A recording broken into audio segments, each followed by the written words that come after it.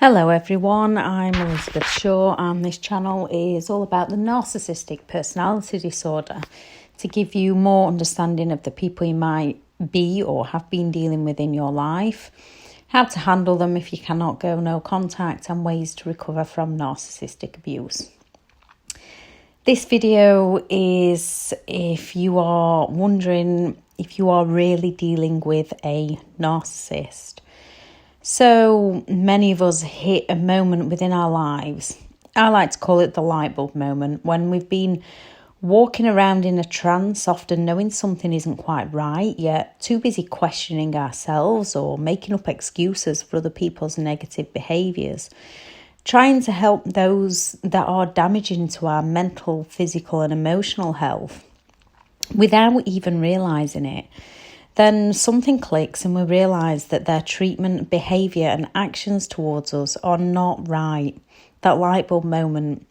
It can be one insignificant thing or one major after so many, and we start connecting the dots.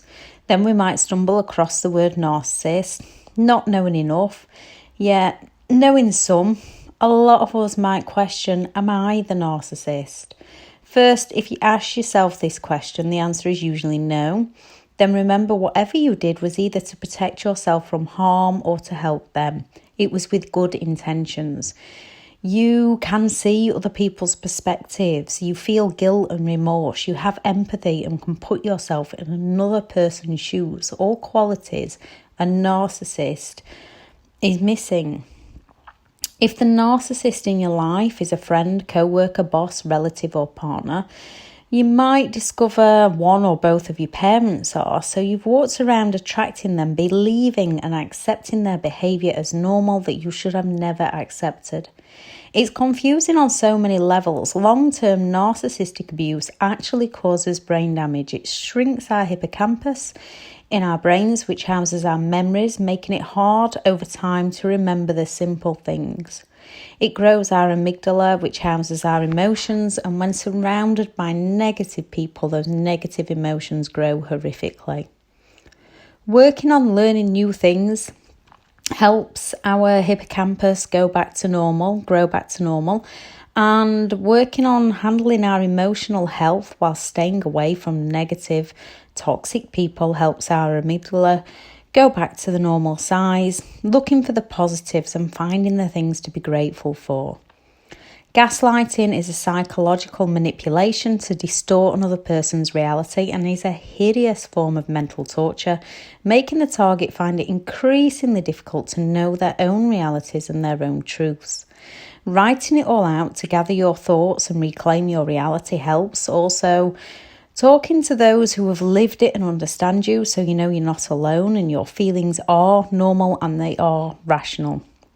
Silent treatments, another psychological manipulation for the narcissist to keep control over you by causing the target extreme mental, emotional pain, and to look for what they did wrong and to try and right that with the narcissist to escape that pain, when in reality they did nothing wrong. It was the narcissist that's manipulating them. One day when you're at peace within yourself, learning who you are, creating dreams for the future, knowing why you want something and what the outcomes are, those silent treatments will be long forgotten and you'll find inner peace in no contact. Or if you have to deal with them, you'll understand the importance of no reactions and not letting their negative, toxic behaviours impact on who you are or how you feel. You'll learn self-discipline and self-control. You'll observe and no longer absorb. You might not feel like this in the beginning, yet please believe it. Others have before and you can too. Provoking. A narcissist will look for an argument in any given situation if it suits them. They seem to feed off drama and negativity. They will go all out to destroy special occasions, then they will gaslight and blame shift. They will deny things they said, blame you for things you might not have even done. Whatever they can to escape responsibility and accountability, to escape those feelings of inner shame and turn it all around onto you. With their twisted words, we believe them. Things like, it wasn't that bad, that never happened, and if you didn't, I wouldn't. This can cause reactive abuse, which they will play down their behaviours and exaggerate our behaviours. With our hippocampus shrinking, our memories slowly fade, and with the gaslighting, we start to truly blame ourselves and make excuses for their toxic behaviour towards us. With our emotions on overload and the negative emotions on overload, we start to think it's down to how we are feeling and start to blame ourselves with the help of their toxic words. This then gets us walking on eggshells for fear of reactions and fear of pain, yet it's still not enough to stop them in their toxic negative behaviour. They still come at us. All this then causes cognitive dissonance within our minds, where our beliefs are constantly contradicted with our realities, often living the realities, being sold a convincing false narrative by the narcissist of their reality, whilst trying to work out our own reality. When you're living in that conflict of two realities and different beliefs, it causes so much brain fog and confusion within our minds. As our boundaries get slowly broken down from the massive temper tantrums they play, from those silent treatments to sulking, triangulation, provoking, blame shifting, we lose our values, our beliefs, our realities. They slowly sink us with their toxic words and behaviour, leaving our thoughts and our judgment extremely clouded. Writing out the reality and the facts of what truly happened as you set your mind straight again, knowing that no one deserves to be treated the way that they treated you, accepting responsibility for your own behaviours, learning that's not who you truly are, who you want to be, passing the responsibility of their actions towards you back to them, back to the rightful owner. Learning from experience, growing from experience, taking those lessons with you, healing that inner pain, healing that inner you, and letting the past go. Learning to speak up again for who you are to the right people. Connect with loving, genuine, and caring people just like you. When you learn and know who you are, your values, your beliefs, behaviours, you will no longer accept your own boundaries. And this varies from person to person. If you meet someone who drinks a lot of alcohol and you don't agree with that, you will learn to walk away.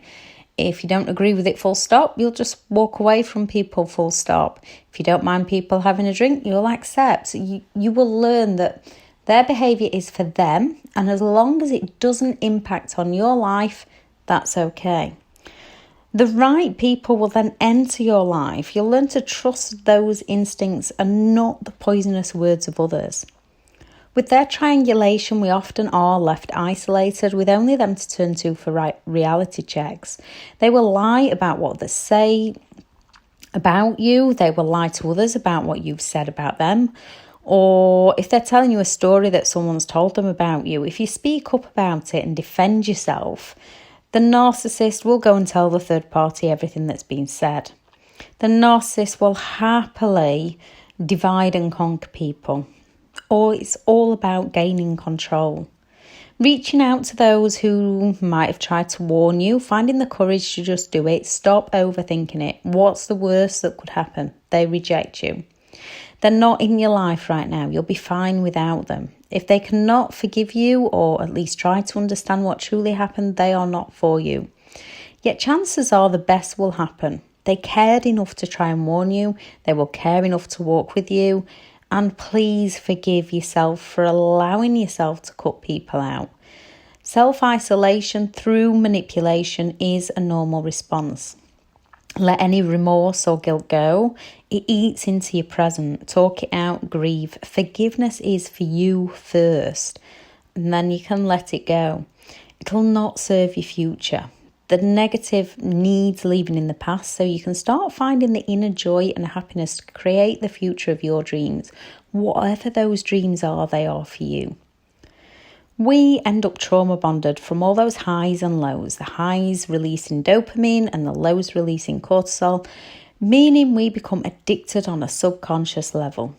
Tony Robbins' 6 human needs, love and connection, growth, certainty, uncertainty, significance and contribution all get filled in negative ways when surrounded with narcissistic people, or even just one narcissist in your life. If you're around them enough, those negative ways impact your life. When we do anything within our lives that fills these 6 human needs or fills at least 3 of these 6 human needs, we become addicted. With a narcissist, we feel connected when they are treating us right. We build a bond with them.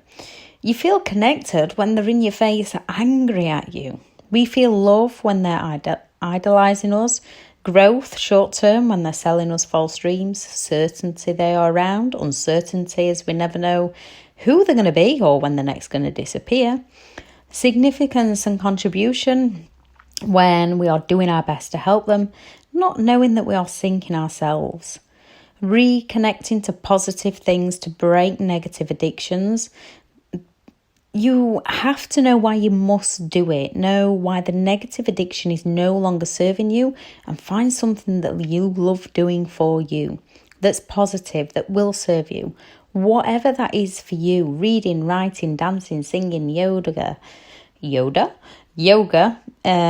meditation, exercise, cooking, cleaning, gardening.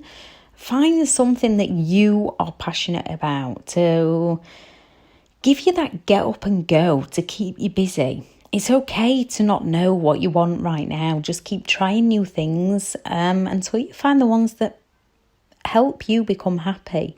Until you find the things for you. When you find it, don't quit. Say no to quitting on you. Yes, life gets hard. Life gets tough. Yes, we make mistakes. It's okay to try a new approach until you achieve it. Acknowledge any achievements along the way. So your mind and your thoughts start to see them. Believe them. And this gives you the encouragement to keep going. So, for example, if you decide you want to learn to play the piano when you've never played it before and it's something you're really passionate about, it might come natural, it might not come natural, but there's still going to be those moments when you miss a key and your fingers are aching and that doesn't mean quit. That means keep going, keep moving past it, show yourself that you can achieve it, whatever new skill set you're wanting to learn. They threaten, bully and intimidate us to place that fear in us, and that fear is heightened because of our amygdala growth in our minds.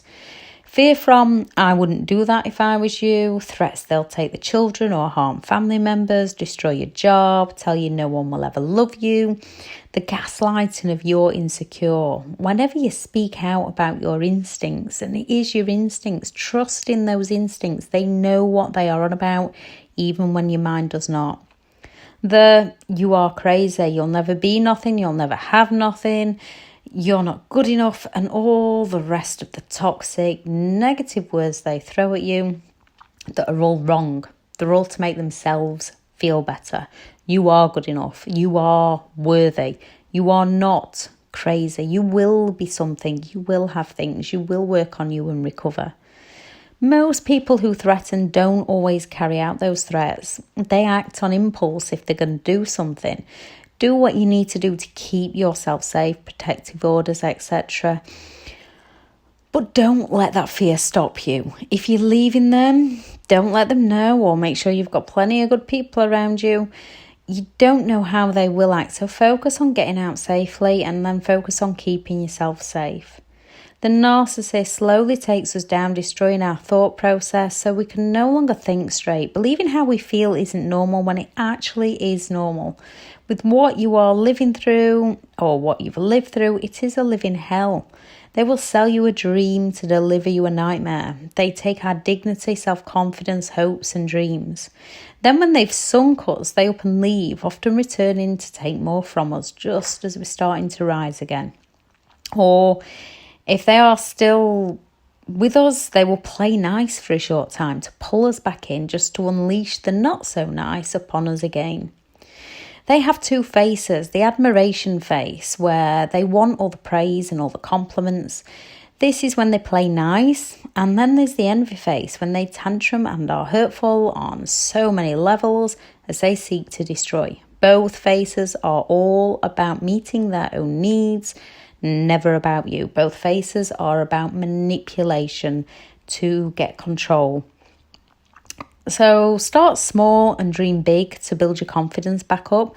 Look at how you're holding yourself. If you're slumped over, your body will naturally help your mind to feel down. Sit up straight, walk tall, smile more, find the laughter, dress to impress yourself. Look good for yourself and start to feel better within yourself.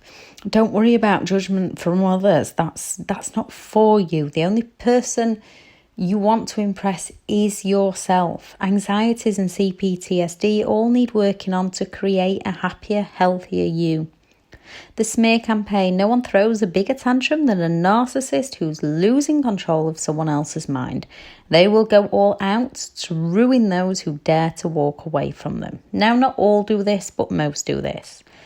Don't pay the smear campaign any attention. Leave them and their fly monkeys to it. Let them gossip. Keep your head held high. With nothing coming from you, it will pass in time. It's not easy, I know. Do the hard work and it gets easier. Focus on what you can do for you. Even when you've experienced all this and so much more, as you go along thinking, yes, that's them, yes, that's happened to me, one light bulb moment after another, we still might question, are they a narcissist? Here's a list of the traits of a narcissistic person. People do have one trait or two traits. This does not make them a narcissist. They need to have just over half. They need to have at least 5 to be on the spectrum. So number 1, superior and entitled. They believe they are above all others. They believe they deserve special treatment as they believe they are better than everybody else. An exaggerated need for attention and admiration. Number 2, an exaggerated need for attention and admiration. As they deep down are extremely insecure and vulnerable, they need attention to keep those feelings deeply hidden from themselves and from others. They don't care for negative attention or positive attention. They just want and need attention. A narcissist cannot stand being ignored, often why they will start the mass smear campaigns. 3, need for control. As they feel entitled and superior to all others, they want full control over anything, everything, and anyone. It's their way or the major tantrum way until they get their own way. 4, lack of empathy. They do not have the ability to put themselves in another person's shoes. So long as their needs are being met, they do not feel guilt or remorse, only shame. How do they handle that shame? By passing the blame and escaping the accountability or responsibility. 5, lack of responsibility. They don't have time for the responsibilities. That's for you to deal with. That's for someone else to pick up the pieces and fix it all for them. They take no responsibility for their actions, as in their eyes, you or someone else made them do it. It's always someone else's fault. It's never their own. Sometimes might come the false apology. It's usually twisted in a way of if you hadn't, then I wouldn't. Again, that false apology is only to meet a need of their own. See the patterns of the behaviour. If they've apologised for something to then go straight out and do it again, whether that's 6 months later or a year later, those apologies are false. They have not learnt from them. It's who they are. Lack of boundaries. They have no respect for the law as they believe they are entitled. They might pretend to have respect for the law, depending on who they are around, when in reality, they will find loopholes in restraining orders. They will use courts to further punish their targets, all to meet a need of their own. They have no regard for other people's boundaries. All they care for is to get what they want when they want. Exaggerated achievements and talents. Lies are just natural to them. They lie that much it becomes their truths. They will exaggerate or even make stuff up to be admired, and most often they believe the lies that they tell people within their own minds. Monopolizing conversations. To a narcissist, it's all about me, and more me. They will twist any conversation back onto themselves. Unless, of course, they're blaming you for something, then it's all about how ungrateful you are or what you've done wrong. Envious of all others.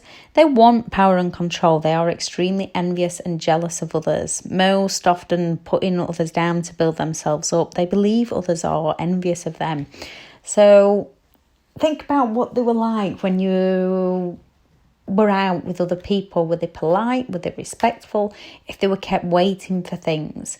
Now, some people are impatient. So like I say, if they haven't got the other traits, they're not a narcissistic person. But just see how they act towards other people. Observe how they treat or talk about other people. The majority of narcissists will show that they are extremely sensitive to criticism. No one throws a tantrum like a narcissist being criticised. They will rage, silent treatment, provoke, sulk, lash out, as they believe they are perfect. Even if they were not criticised directly, they take it personally. As they feel above all others, they don't look to change themselves, just to destroy those who criticise them. You might get a false apology and a promise of change. Again, this is only ever to meet a need of their own. Once met, they are back to being who they truly are. They take advantage of others, giving very little in return, believing they are entitled and deserve special treatment. They will happily use all others with many manipulation tactics above to meet their own needs. Believing they are unique. They believe they are special and not a lot of people understand or are like them, that they are above all others. The narcissistic personality disorder is on a spectrum, so those on the low end of the scale might have low levels of empathy. They don't all have all the traits. They do need at least 5 to be on the spectrum.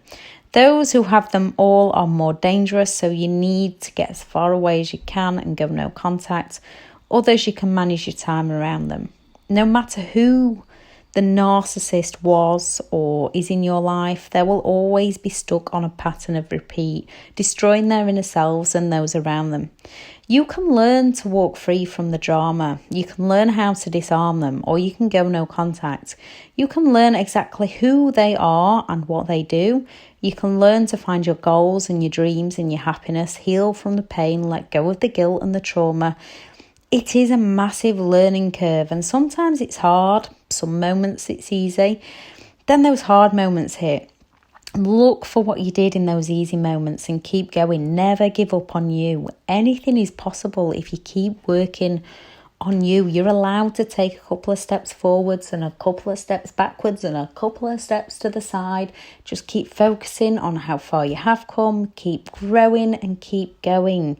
You can and you will. Please do add anything in the comments that you think might help somebody else, because we all do have different perspectives. So one person can just read that comment and get that moment, and it can affect them in a way that brings the best out in them and creates a new life for them. Please add anything in the comments you would like more information on. Thank you for listening. Bye.